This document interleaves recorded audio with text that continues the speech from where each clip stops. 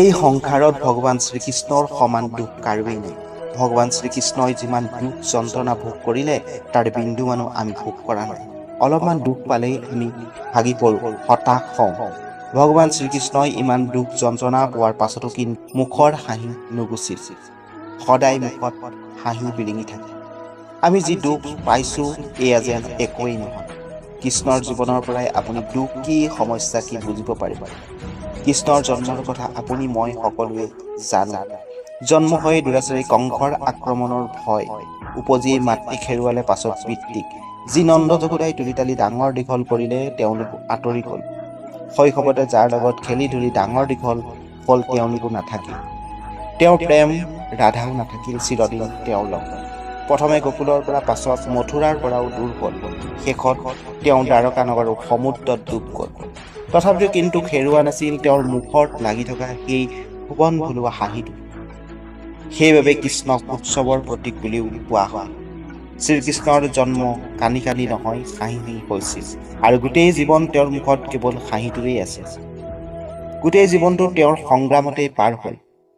কিছুমান মানুহৰ জীৱনটো সংগ্ৰাম হয়, জীৱনটোত বহুত যুদ্ধ কৰিবলগীয়া হয়, কিন্তু ভগৱান শ্ৰীকৃষ্ণই তিনবানো বিচলিত হোৱা নাছিল। জীৱনভৰ যুদ্ধ কৰিয়েই গৈ আছিল।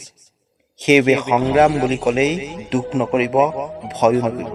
ভগৱান শ্ৰীকৃষ্ণৰ জীৱনৰ পৰা শিকিবলগীয়া প্ৰথমটো কথা হৈছে সদায় কৰ্মত গুৰুত্ব দিব আৰু ফলৰ আশা কেতিয়াও নকৰিব। অৰ্থাৎ লক্ষ্যৰ দিশে অগ্ৰসৰ হোৱাৰ যাত্ৰাৰ আনন্দ লওক, কিন্তু লক্ষ্য প্ৰাপ্তিৰ কথা সদায় ভাবি নাথাকিব। শ্ৰীকৃষ্ণৰ জীৱনৰ পৰা শিকিবলগীয়া দ্বিতীয়টো কথা হ'ল জীৱনত যি হৈ আছে তাৰ কিবা নহয় কিবা এটা কাৰণ নিশ্চয় আছে। যি হৈ আছে ভালৰ বাবে হৈ আছে, সেইবাবে প্ৰতিটো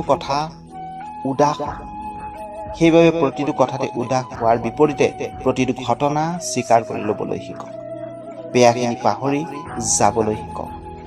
গীতাত ভগৱান শ্ৰীকৃষ্ণই অৰ্জুনক কৈছিল, সকলো বাদ দি তুমি মোৰ শৰণাপন্ন হোৱা, মই তোমাক মুখ্য প্ৰাপ্তিৰ দিশে লৈ যাম। এই সংসাৰত যি হৈ আছে তাৰ এক কাৰণ আছে, আৰু আমি সকলো ভগৱানৰ সন্তান, আৰু ভগৱানে কেতিয়াও নিজৰ সন্তানৰ লগত বেয়া নকৰে। যদি আপোনাৰ কিবা এটা বেয়া হৈ আছে সেয়া হৈছে আপোনাৰ কৰ্মৰে পৰিণাম। সেইবাবে যি হৈ আছে ভালেই হৈ আছে, আৰু যি হ'ব ভালেই হ'ব বুলি ভাবি নিজক কৃষ্ণৰ চৰণত শৰণাপন্ন কৰক। ভগৱান শ্ৰীকৃষ্ণই জানে যে ভৱিষ্যতে কি হ'ব, কাৰণ তেওঁ ভগৱান। সকলো জানিও কিন্তু তেওঁ বৰ্তমানক লৈহে জীয়াই আছিল, সেইবাবে তেওঁ সংগ্ৰাম কৰিছিল। সেইবাবে কালিলৈ কি হ'ব সেই চিন্তা কৰাৰ পৰিৱৰ্তে আজি যি হৈ আছে তাৰ আনন্দ লওক। ভগৱান শ্ৰীকৃষ্ণই অৰ্জুনক বাৰে বাৰে কৈছিল যে তুমি বৰ্তমানক লৈ জীয়াই থাকা, যি হ'ব সেয়া দেখা যাব, যি হৈ আছে সেইখিনিক লৈ জীয়াই থাকা। সমস্যা মানুহৰ জীৱনলৈ আহেই, যদি সমস্যাৰ মাজত ডুব গৈ কাইলৈ কি হ'ব বুলি চিন্তিত হ'লে আপুনি আৰু কেতিয়াও আগবাঢ়িব নোৱাৰিব। শেষত ভগৱানে আপোনাৰ মংগল কৰক, তাৰেই কামনা কৰি। আৰু ভিডিঅ'টো যদিহে ভাল পালে তেতিয়াহ'লে ভিডিঅ'টো লাইক কৰি দিব, আৰু চেনেল যদি এতিয়ালৈকে ছাবস্ক্ৰাইব কৰা নাই তেতিয়াহ'লে চেনেলটো ছাবস্ক্ৰাইব কৰি লৈ কাষত থকা ন'টিফিকেশ্যন বেলটো দবাই অল কৰি ল'ব। ধন্যবাদ।